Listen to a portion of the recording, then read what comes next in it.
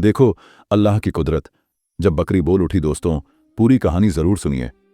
बूढ़ा आसमान की तरफ देख रहा था, हाथ कांप रहे थे, चेहरे पर भूख की शिकस्त थी, मगर आंखों में उम्मीद अब भी बाकी थी। नाम था उसका अब्दुल हकीम। एक वली की औलाद था, मगर फकीरी को गले लगाकर फाका कशी की जिंदगी गुजार रहा था। वो रहता था उजड़े हुए एक गांव के कोने में, जहां न पानी था न अनाज। लोग उसे दीवाना समझते, क्योंकि वो हर सुबह पहाड़ी की तरफ जाकर दुआ करता, ऐ मेरे मौला, एक बार तो अपने करम की झलक दिखा दे, ताकि ये लोग जान जाएं कि तू हर चीज पर कादिर है। एक दिन ऐसा हुआ कि गांव में एक सौदागर आया। ऊंटों का काफिला था, बहुत सा माल भी साथ लाया था, मगर उसके साथ एक चीज थी जो सबसे अजीब थी। एक बकरी। देखने में आम सी थी, मगर उसकी आंखों में अजीब सी चमक थी, जैसे कोई राज छुपा हो। सौदागर ने ऐलान किया, ये बकरी मैं किसी को नहीं दूंगा, क्योंकि ये अल्लाह की निशानी है। जो इसे पहचान ले वही इसका हकदार होगा। गांव वाले हंसे, बोले, बकरी भी भला कोई निशानी होती है? मगर अब्दुल हकीम चुप रहा। उसकी नजरें कुछ और ही देख रही थीं। उसने गौर से बकरी को देखा और कहा, इस बकरी में कुछ है जो जाहिरी आंखें नहीं देख सकती। सौदागर मुस्कुराया, अगर तू सच कहता है तो ये बकरी तुझे मिल सकती है, मगर एक शर्त है, तू इसका ख्याल रखेगा जब तक कि ये खुद कुछ कह न दे। गांव वाले फिर हंसने लगे। अब तो ये फकीर पूरा पागल हो गया, बकरी बोलेगी। मगर अब्दुल हकीम ने बकरी को ले लिया। रोज उसे खिलाता, उससे बातें करता और रात को उसकी आंखों में देखता, जैसे किसी गहरे समुंदर की तह तक उतर रहा हो। एक रात जब गांव वाले नींद में थे, अब्दुल हकीम ने फिर आसमान की तरफ देखा और अर्ज की, ऐ मौला, अगर ये तेरी कहुदरत की निशानी है तो इसका पर्दा उठा दे। लोग तुझसे मुंह मोड़ चुके हैं, तू खुद को दिखा दे। अचानक तेज हवा चली, दरख्त झूम उठे और बकरी जो चुपचाप बैठी थी खड़ी हो गई। फिर उसने वो किया जो किसी ने सोचा भी ना था। उसने इंसानी आवाज में कहा, अल्लाह हर चीज पर कादिर है। वो जिसे चाहे बोलने की सलाहियत दे सकता है, मगर जिनके दिल मुर्दा हो चुके हैं वो जिंदा निशानियां भी नहीं देख सकते। अब्दुल हकीम की आंखों से आंसू बहने लगे। उसने सजदा कर लिया और उधर बकरी फिर से बैठ गई, जैसे कुछ हुआ ही ना हो। अगली सुबह गांव वाले जमा हुए और जब बकरी ने फिर बोलना शुरू किया तो सबके होश उड़ गए। मगर ये तो बस शुरुआत थी। गांव में जैसे भूचाल आ गया था। लोग दौड़ते हुए अब्दुल हकीम की झोपड़ी के पास पहुंचे, जहां वो बकरी अब भी खामोश बैठी थी, मगर उसकी आंखों में वो ही रोशनी थी जो रात में आसमान से नाजिल हुई थी, जैसे कोई नूर अब इस मिट्टी में उतर आया हो। क्या ये सच है? एक नौजवान कांपती आवाज में बोला, क्या इसने अल्लाह का कलाम सुनाया? अब्दुल हकीम ने आंखें नीची करके जवाब दिया, जिन्हें यकीन होता है उन्हें अलामतों की जरूरत नहीं होती, और जिनके दिल मुर्दा हो चुके हों उनके लिए कुर्बत का भी कोई मतलब नहीं। गांव का सरपंच, जो अब तक इस सब को मजाक समझ रहा था, आगे बढ़ा, अगर ये बकरी वाकई अल्लाह की तरफ से भेजी गई कोई निशानी है तो इससे और सवाल पूछो, देखो ये क्या जवाब देती है। अब्दुल हकीम ने बकरी की आंखों में देखा। उस जानवर की आंखें अब जानवर की नहीं लगती थीं, जैसे किसी रूहानी मखलूक की झलक हो। ऐ वो मखलूक, अब्दुल हकीम ने कहा, जो मेरे रब के हुक्म से बोल रही है, इन लोगों का शक दूर कर दे। उन्हें कुछ बता जो इनके दिलों की गर्द झाड़ दे। बकरी ने गर्दन उठाई, आंखें सब पर घुमाई, फिर बोली इंसानी आवाज में, मगर दिल को चीर देने वाली लहजे में, तुम वो लोग हो जिन्होंने अपने रब को भुला दिया, जो फकीरों की तौहीन करते हो, मगर उनके ही कदमों में रब की रहमत बरसती है। तुमने दुनियावी जिंदगी को सब कुछ समझा, मगर असल जिंदगी की तैयारी छोड़ डाल दी। अब भी वक्त है, लौट आओ, वरना बहुत देर हो जाएगी। गांव में सन्नाटा छा गया। कुछ औरतें जमीन पर बैठकर रोने लगीं। एक बूढ़ा मर्द, जो जिंदगी भर शराब पीकर अपनी उम्र जाया करता रहा, अब अब्दुल हकीम के पांवों में गिर पड़ा। मुझे माफ कर दे, ऐ बंदा ए खुदा, उसने रोते हुए कहा, मैंने तुझे पागल समझा, मगर तू तो रब का वली निकला। अब्दुल हकीम ने उसे उठाया, गले लगाया और कहा, मैं कुछ नहीं, बस उसी का एक मोहताज बंदा हूं। अगर तुझे समझ आ गई तो समझ ले कि तेरी रूह को जिंदगी मिल गई है। उस दिन से गांव की फिजा बदल गई। मस्जिदें जो सुनसान रहती थीं, अब वहां नमाजियों की कतारें दिखने लगीं। लोग जो एक दूसरे से जलते थे, अब एक दूसरे से मोहब्बत करने लगे। और बकरी, वो अब हर रोज कुछ नया कहती थी। कभी अल्लाह की तौहीद बयान करती, कभी कब्र और आखिरत का जिक्र। मगर एक दिन उसने ऐसा राज बताया जो किसी को भी उम्मीद न थी। वो सुबह कुछ अजीब सी थी। आसमान पर हल्के बादल थे और हवा में एक अनजाना सन्नाटा पसरा हुआ था, जैसे जमीन भी किसी इंकिशाफ की मुंतजिर हो।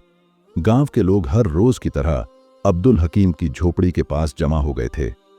सबकी निगाहें बकरी पर थीं, जो खामोशी से जमीन पर बैठी थी, मगर उसकी आंखों में आज कुछ और ही चमक थी।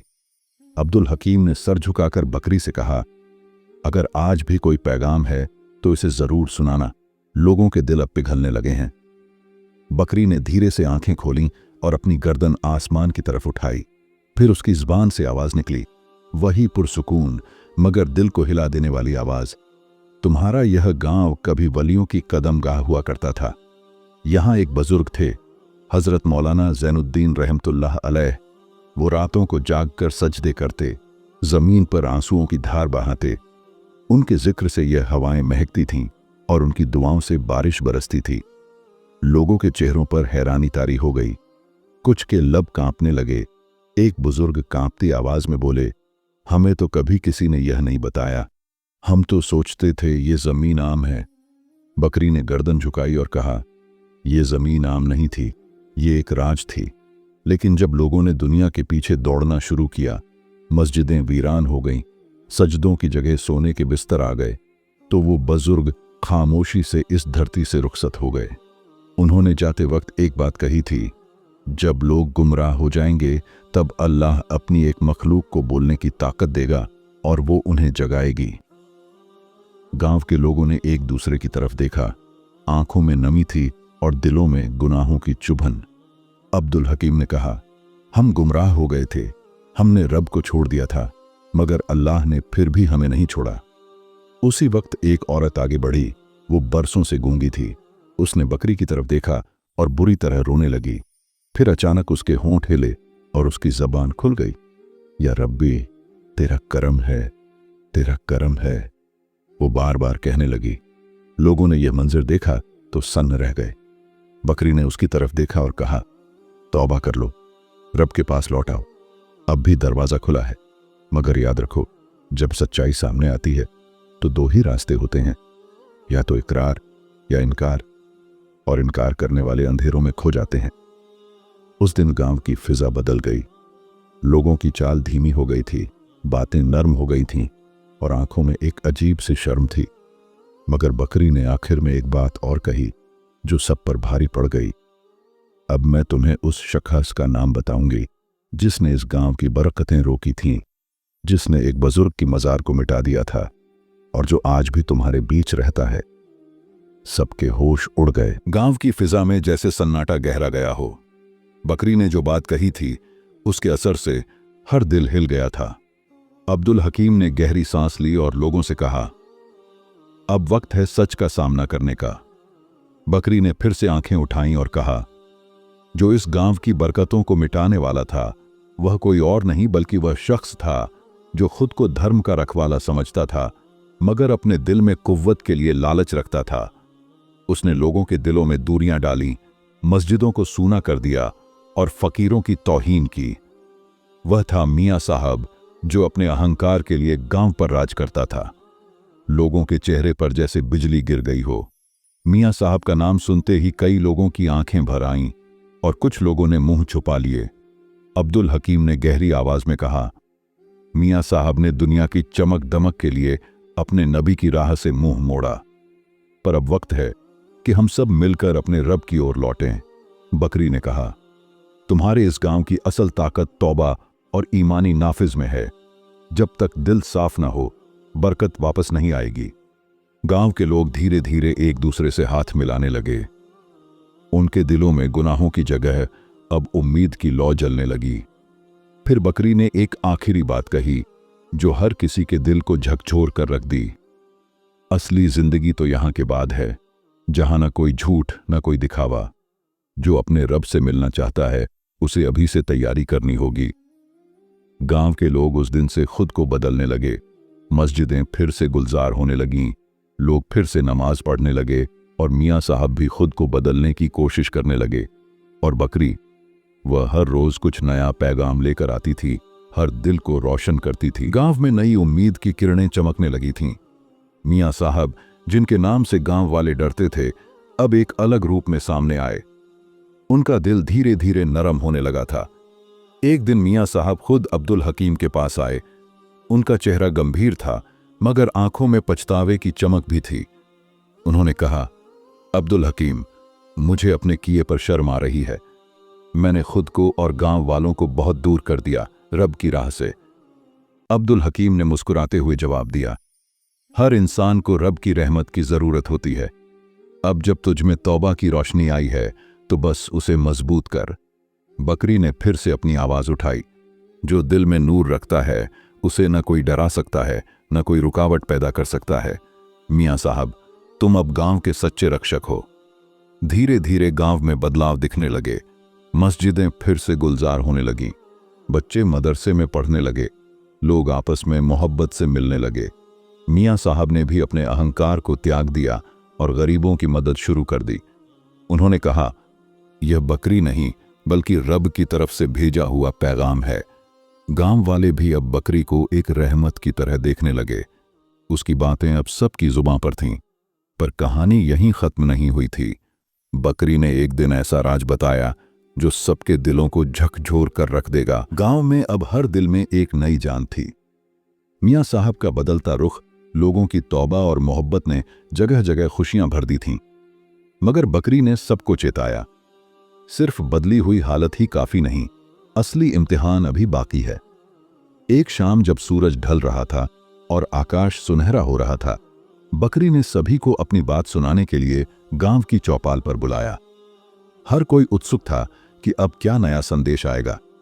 बकरी ने अपनी आवाज में गहराई भरकर कहा, यहां से आगे तुम्हें अपनी नीयतों को साफ रखना होगा। जब तक तुम दिल से नेक और सच्चे न बनोगे, तुम्हें कोई भी दिक्कत नहीं आएगी। इंसानियत की असली कसौटी यही है कि जब भी परेशानियां आएं, तुम सब्र और ईमानदारी से सामना कर सको। गांव वालों ने बकरी की बात ध्यान से सुनी। एक बुजुर्ग ने कहा, हमें समझ आ गया कि असली जंग अंदर की लड़ाई है, बाहरी बदलाव तो सब कर लेते हैं। बकरी ने मुस्कुराते हुए जवाब दिया, सही कहा, रब की राह में सबसे बड़ी जीत वही है जो अपने दिल को साफ रखे और हर हाल में उसका शुक्र अदा करे।